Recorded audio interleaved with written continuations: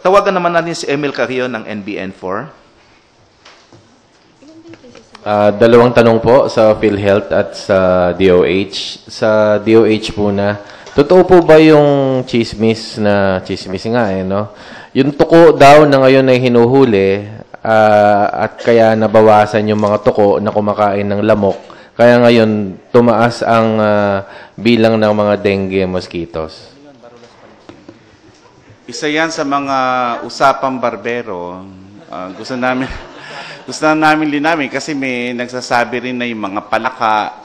Unang-una, hindi ko kumakain ng lamok yung palaka. Okay, yung tuko, hindi rin po. Iba ho kinakain nila. So, wag na ho nating isisi yung pagdami po ng dengue sa tuko o kaya sa palaka dahil nababawasan yung lahi nila. Ang pinagmumulan po ng pagdami ng lamok, sarili nating tahanan. Wala na pong iba. Sapagkat yung lamok na yan, ang hinahanap niyan, katulad nating meron dugo silang makukuha. Kaya nga binanggit ko kanina, kung hindi sila manganganak, walang mangangagat. So, tandaan nyo po, hanggang 400 itlog po ang pwede nilang ilagak in their lifetime, itong mga babaeng lamok na to. At dahil sosyal yung lamok, sa malinis, okay, at hindi dumadaloy na tubig, stagnant, doon po sila matatagpuan. Sa Ilocos Sur, ang importante kasi rito, hanapin natin yung tinatawag na key containers. Magkakaiba yung po ron sa iba't ibang lugar. Halimbawa po sa Ilocos Sur, bromeliads pala yung key container. Mga halaman to malalapad yung dahon.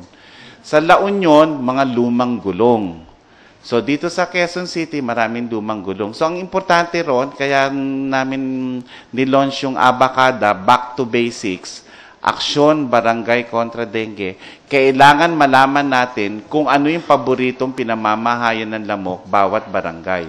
So, bawat barangay, iba yung pinamamahayan ng lamok. So, hanggat hindi natin nalalaman kung ano yon, mahihirapan tayong sugpuin yung dengue. Maraming salamat sa iyong tanong. So, yung mga gusto pang bumili ng tuko, bawal na ho yan sa DNR. At hindi ho lamok ang paborito nila. May iba silang gustong kainin.